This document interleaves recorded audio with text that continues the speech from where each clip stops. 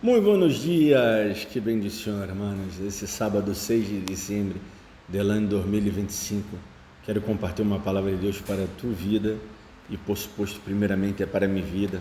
Quero falar desse texto tão hermoso e tenebroso, de Ezequiel 27, um texto que atribui, não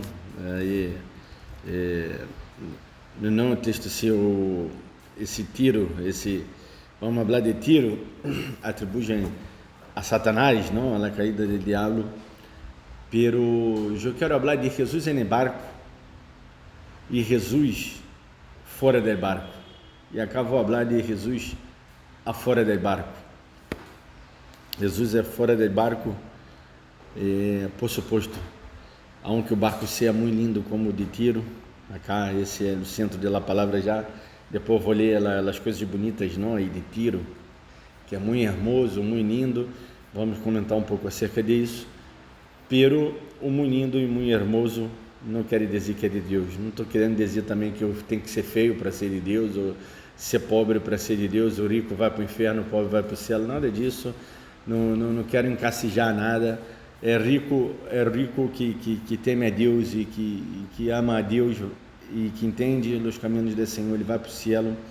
O pobre que ama a Deus e entende os caminhos de Deus vai para o céu. E o pobre que é soberbo, arrogante, que não entende os caminhos do Senhor, que se jacta, harta de sua pobreza, de sua miséria, também vai para o inferno. E o rico, semelhante ao rico também, não? Que não reconhece Jesus. Na verdade, para ir para o céu, eis aceitar Jesus em seu coração, reconhecer Jesus. E para ir para o inferno, é simplesmente o contrário, não reconhecer Jesus, não reconhecer a Deus em seus caminhos. Em Ezequiel capítulo 27, vou ler um pouco da grandeza, da magnitude majestosa de Tiro, não? Vindo a mim palavra de Jeová dizendo: Tu, hijo de homem, levanta, endete-as sobre Tiro, dirás a Tiro, que está sentada à la orilla del mar, ou seja, uma cidade costeira, não, hermosa. Qualquer cidade costeira é hermosa, não? Por mais chiquita que seja, já empieza a quedar muito hermosa a cidade. Solo em ver o mar, lá que trafica com os pobres de muitas costas. Ou seja, tinha negócios, bastante negócios. Ou seja, logo negócios é igual a plata, é riqueza.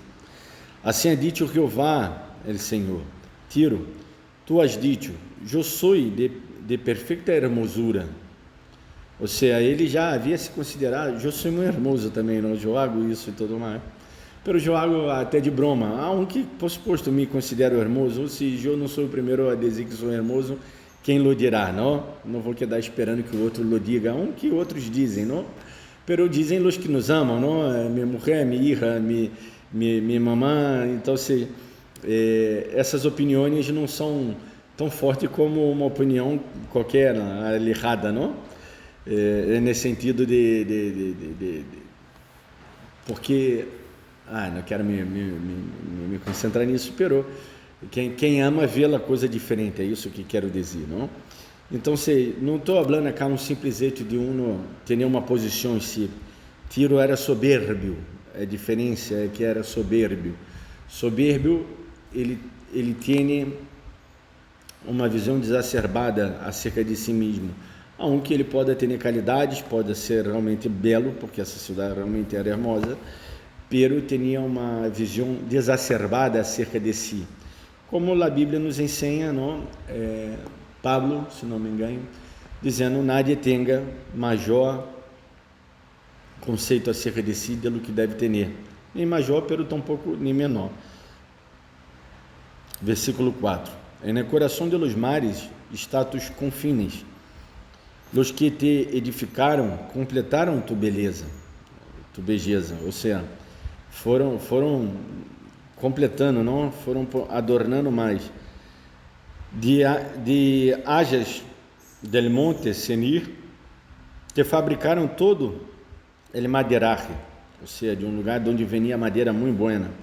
Tomaram cedros de Líbano para ser-te el mástil. Está falando da embarcação, que era hermosíssima, não? Mas aqui no cedro de Líbano, que que eu já he dito cá na igreja, não, circunferência não pode nem agrandar cá porque a câmera está concentrada cá, a circunferência de cedro é muito forte, é muito grande, é uma madeira incrível, não, para trabalhar, a ser o mástil onde leva as velas, onde exerce mais força, não, põe toda a força do vento que as velas estão capturando para transformar na força motriz que vai ser a embarcação mover-se, não? De ensinas de Baçã hicieron tus remos, dos bancos de pino de las costas de Quitim, incrustados de marfil, ou seja, mais allá del pino agarrar marfim, que hoje é até proibido já, não? Graças a Deus, e os elefantes dão graças também, não? Porque imagina que os elefantes antes se quedavam aí sem seus cornos, não? De lino fino, bordado de Egipto, era tu cortina, para que te servisse de vela, de azul e púrpura, de las costas de Elisa era tu pabejão.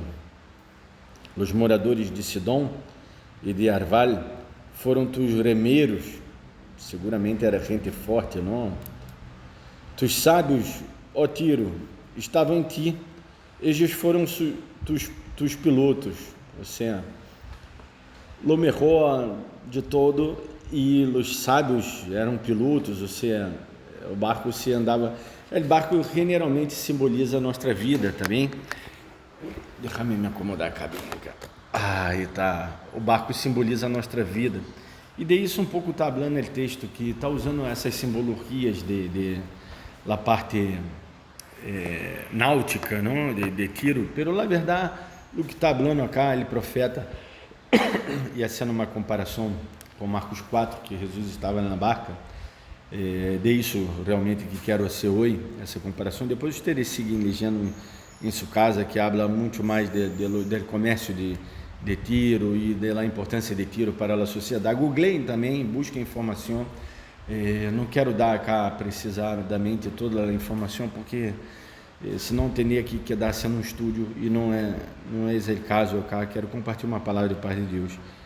O que quero dizer é, sejam boa gente, busquem empreender, busquem aumentar a sua vida, agrandar-se, isso não é pecado, busquem melhorar, busquem estudar mais, ser um intelectual, se querem ser intelectual, busquem ser mais sábios, busquem grandeza, de lo que vocês queiram, haga o que queiram, não é pecado, pero tudo isso se pode converter em pecado se vós hace de uma maneira errônea, se vós se basa em egocentrismo, egoísmo, joísmo, envidia, contenda,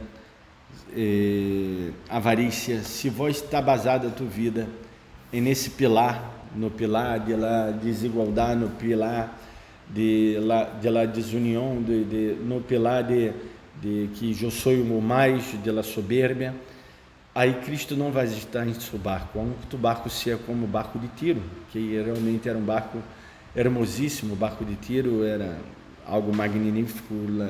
Nós outros legendo, ia sendo um estúdio acá muito breve. Se utilizassem em suas casas, é o que eu digo, não é o caso acá, não vou me quedar parando para sê-lo, pero se vão dar conta de que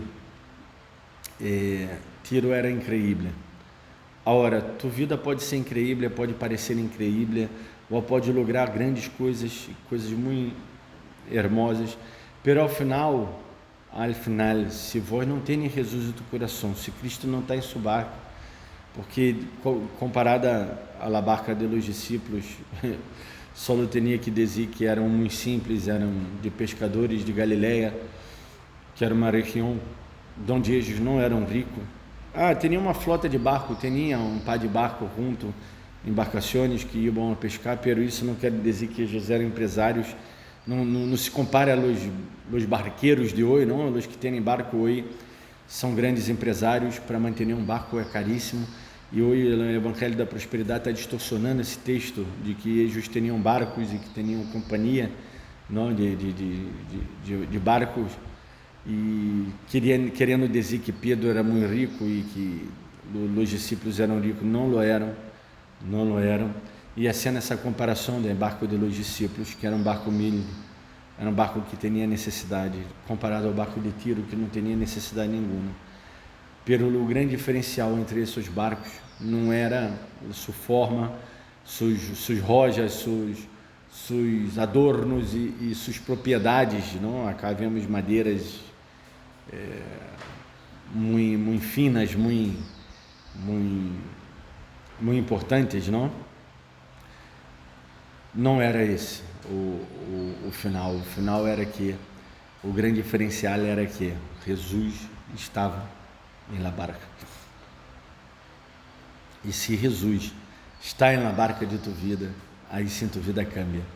Se Jesus não está na barca de tua vida será como Tiro. E sabe o que? E como Tiro, vós vai a quedar, vós será comparado ao diabo, porque Tiro foi comparado ao diabo. Depois vemos o texto que habla especialmente que é atribuído à caída do diabo. Na verdade está falando ao rei de Tiro. Então, o que temos que ser nós outros para não ser igual ao diabo é simples, é ser igual a Jesus.